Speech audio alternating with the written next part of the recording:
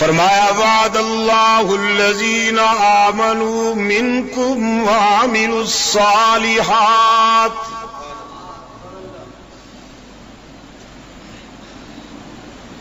وعدہ کیا اللہ نے ان لوگوں سے جو ایمان والے ہیں تم میں سے، اور عمل بھی ان کے اللہ اور اس کے رسول کی منشا کے مطابق ہیں۔ لَيَسْتَخْلِفَنَّهُمْ فِي الْأَرْضِ، کہ حق تعالی انہیں زمین میں خلافت عطا فرمائیں گے، كَمَا اسْتَخْلَفَ الَّذِينَ مِن قَبْلِهِمْ، جس طرح کے حق تعالی نے ان سے پہلو کو بھی خلافتیں عطا کی۔ وَلَيُمَكِّنَنَّ لَهُمْ دِينَهُمُ الَّذِي ارْتَضَىٰ لَهُمْ، اور حق تعالی ان کے پسندیدہ دین کو تمکین عطا کرنے کا بھی وعدہ کرتے ہیں۔ وَلَيُبَدِّلَنَّهُم مِّن بَعْدِ خَوْفِهِمْ أَمْنًا، اور یہ بھی وعدہ کرتے ہیں کہ ان کی نجی اور اجتماعی زندگی سے خوف کو دور کر دیں گے اور ان کے معاشرے کو امن و سکون کی آماج گاہ بنا دیں گے۔ وعدہ کیا کس نے؟ جواب جلدی دیں گے تو بات جلدی گزرے گی۔ وعدہ کرنے والا کون؟ اللہ۔ کن سے وعدہ ہوا؟ ایمان والوں سے۔ کون سے ایمان والے؟ جو حلقہ رسالت میں موجود تھے۔ منکم، مخاطب وہ ہیں حق تعالی کے جو رحمت عالم صلی اللہ علیہ وسلم کے حلقہ میں موجود ہیں، یعنی صحابہ رسول۔ وعدہ کرنے والا اللہ۔ جن لوگوں سے وعدہ کیا جا رہا ہے وہ کون؟ صحابہ کرام۔ اور وعدہ کس بات کا؟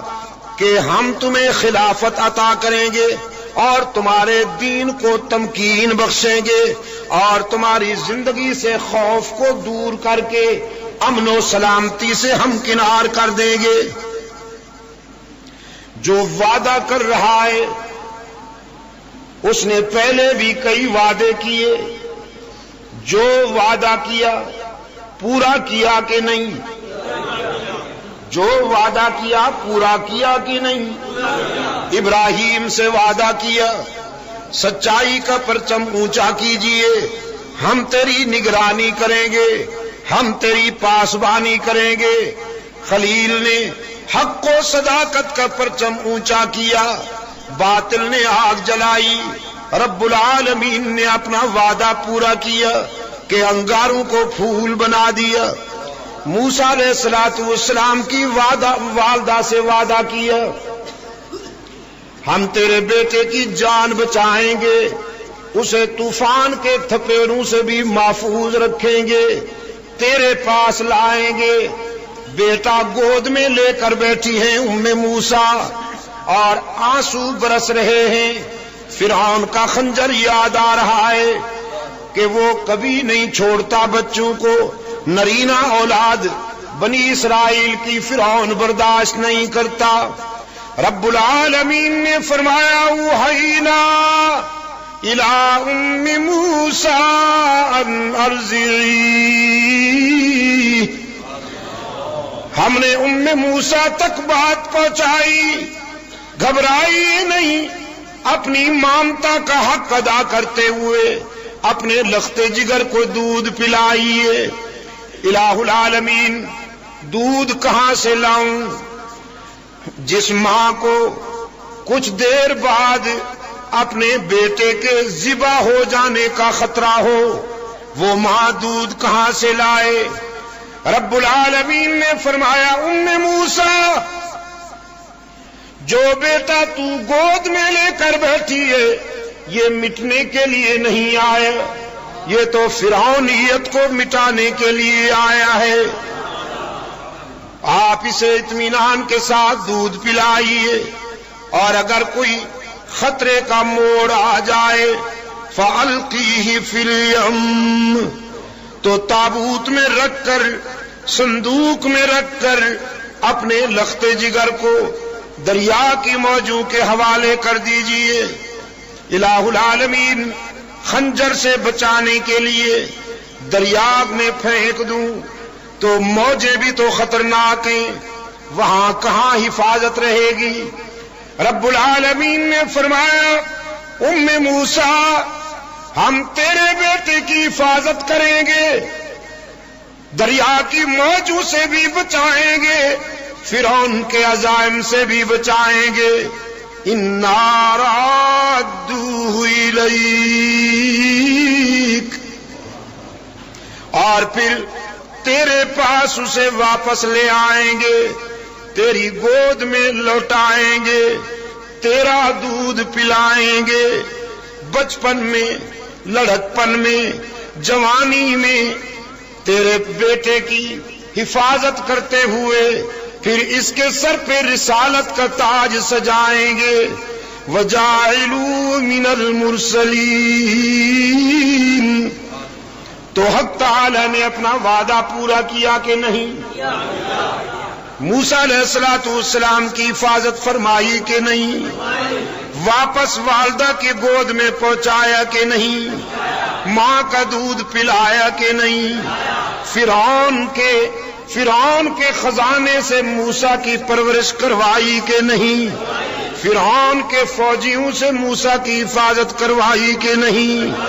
وہ جو وعدہ کرتا ہے پورا کرتا ہے کہ نہیں؟ رب العالمین نے اپنے پیغمبر کے غلاموں سے وعدہ کیا کہ ہم تمہیں خلافت عطا کریں گے، یہ وعدہ بھی اللہ نے پورا کیا کہ نہیں؟ سرکار دو عالم صلی اللہ علیہ وسلم اپنی علالت کے آخری لمحات میں صحابہ کرام سے فرماتے ہیں مرو ابا بکر، جاؤ میرے یار غار کے پاس، ابو بکر کے پاس جاؤ اور اسے کہو میری غمزدہ امت کی امامت کریں، میری امت کو نماز پڑھائیں۔ پاس بیٹھی ہوئی ہے صدیقہ کائنات، پاس بیٹھی ہوئی ہے ابو بکر کی بیٹی، اشک بار ہو جاتی ہیں، عرض کرتی ہیں اللہ کے رسول میرا باپ آپ کو مصلی پہ نہ پا کر وہ دل کہاں سے لائے کہ امام بن کر کھڑا ہو جائے؟ وہ تو آپ کا عاشق صادق ہے اور نہایت رقیق القلب ہے، برداشت کہاں کریں گے کہ آپ کے مصلی پر کھڑے ہو جائیں؟ حدیث گواہ ہے سرکار دو عالم صلی اللہ علیہ وسلم کا انداز جلالی ہو گیا، فرمایا چپ رہو، تمہیں بولنے کی اجازت نہیں۔ پھر فرماتے ہیں اپنے رضاکاروں سے جاؤ ابو بکر سے کہو میری امت کو نماز پڑھائیں۔ پیغمبر کا انداز بتا رہا تھا یہ فیصلہ فرش کا نہیں عرش بری کا ہے، اس لیے کہ اللہ نے وعدہ کیا ہے میں تمہیں خلافت عطا کروں گا۔ سرکار دو عالم صلی اللہ علیہ وسلم کے ارشاد کی تعمیل میں صدیق اکبر رضی اللہ تعالی عنہ نماز پڑھانے کے لیے مصلی پہ آئے ہیں، جگر شک ہوتا جا رہا ہے، آنکھیں برس رہی ہیں، لرزہ طاری ہے، لیکن تعمیل حکم رسول میں مصلی پہ کھڑے ہو گئے، امت مقتدی بن کر کھڑی ہو گئی۔ ان میں علی المرتضی رضی اللہ تعالی عنہ اور حضرت عباس رضی اللہ تعالی عنہ رحمت عالم صلی اللہ علیہ وسلم کے پاس حجرہ عائشہ میں موجود ہیں۔ آپ کی نظر پڑی کہ صدیق امام بن کر کھڑا ہو گیا، میری امت مقتدی بن کر کھڑی ہو گئی۔ فرمایا اب میں بھی چلنا چاہتا ہوں صحن مسجد میں، میں بھی وہیں جانا چاہتا ہوں۔ حضرت علی و عباس رضی اللہ تعالی عنہما کے کندھوں پر ہاتھ رکھ کر رحمت عالم صلی اللہ علیہ وسلم تشریف لائے، اور آپ کے دونوں پاؤں مبارک علالت و نقاہت کی وجہ سے زمین پہ لڑکھڑاتے ہوئے آ رہے ہیں۔ قریب تشریف لائے، صدیق اکبر رضی اللہ تعالی عنہ نے اللہ کے محبوب کو آتا ہوا دیکھا تو مصلی سے ہٹتے ہوئے پیچھے جانے لگے۔ محبوب خدا اتنے میں قریب آ چکے تھے، ابو بکر کے کندھے پہ ہاتھ رکھ کے فرمایا علیک یا ابا بکر، ابو بکر ہٹتے کیوں ہو؟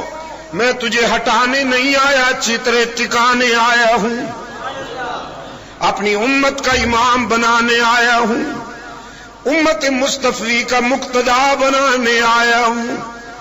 صدیق اکبر ٹھہر گئے اور رحمت عالم صلی اللہ علیہ وسلم تشریف فرما ہوئے۔ آپ آہستہ سے تکبیریں کہہ رہے ہیں اور صدیق اکبر رضی اللہ تعالی عنہ اونچی آواز سے تکبیریں کہہ رہے ہیں۔ گویا صدیق اکبر نے پیغمبر کی اقتدا کی اور امت نے ابو بکر کی اقتدا کی۔ 17 نمازیں اللہ کے رسول صلی اللہ علیہ وسلم کی مبارک زندگی میں صدیق اکبر نے امت کو پڑھائیں، اور وصال نبوی کے بعد بنو ساعدہ کے سقیفہ میں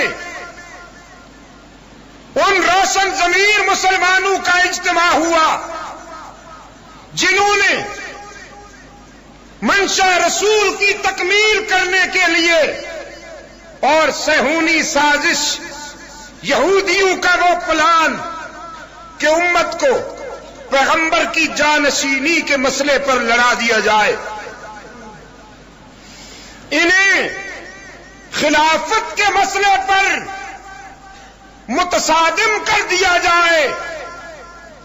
سقیفہ کے روشن ضمیروں نے جہاں منشا رسول کی تکمیل کرتے ہوئے صدیقی خلافت اور ابو بکر کی قیادت پر اعتماد کا فیصلہ کیا، وہاں یہودی سازش کو بھی مٹی میں ملا دیا۔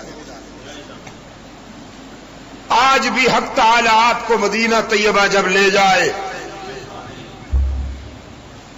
اس مقام کو جا کر ضرور دیکھیے گا جہاں امت نے صدیق اکبر کی قیادت پر اعتماد کا اظہار کیا۔ وہ جگہ آج بھی سرسبز و شاداب ہے۔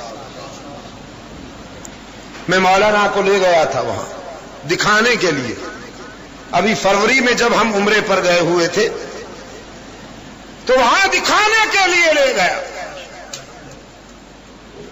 جس مقام پر صدیق اکبر کی خلافت پر امت نے اعتماد کا اظہار کیا، وہاں آج بھی خوبصورت حدیقہ ہے اور نرسری،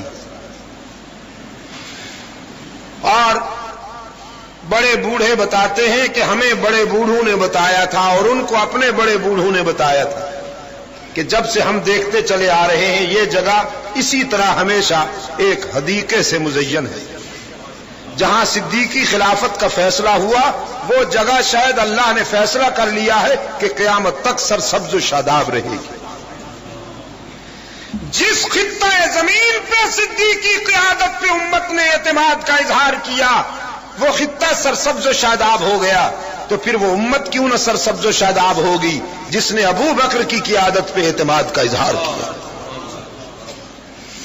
آج جب ہم صدیقی خلافت کی بات کرتے ہیں تو وہ اللہ کے وعدے کی تکمیل کی بات ہوتی ہے جو اس نے اپنے پیغمبر کے رضاکاروں سے کیا تھا۔ اور آج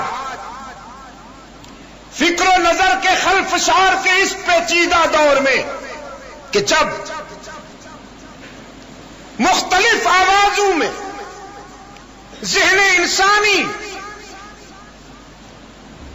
کنفیوژن میں مبتلا ہو گیا، سوچتا ہے کہ منزل کا پتہ کہاں سے ملے گا، تو آئیے منزل کا پتہ یہیں سے ملے گا۔ اصحابی کالنجوم بأیہم اقتدیتم اہتدیتم، بِأَيِّهِمْ اقْتَدَيْتُمْ اهْتَدَيْتُمْ۔ اللہ کے رسول نے فرمایا میرے صحابہ آسمان ہدایت کے تابندہ ستارے ہیں، انہیں رہنما بناؤ گے تو ہدایت پا جاؤ گے۔ راہ ملتی ہے سب کو تاروں سے اور ہدایت نبی کے یاروں سے۔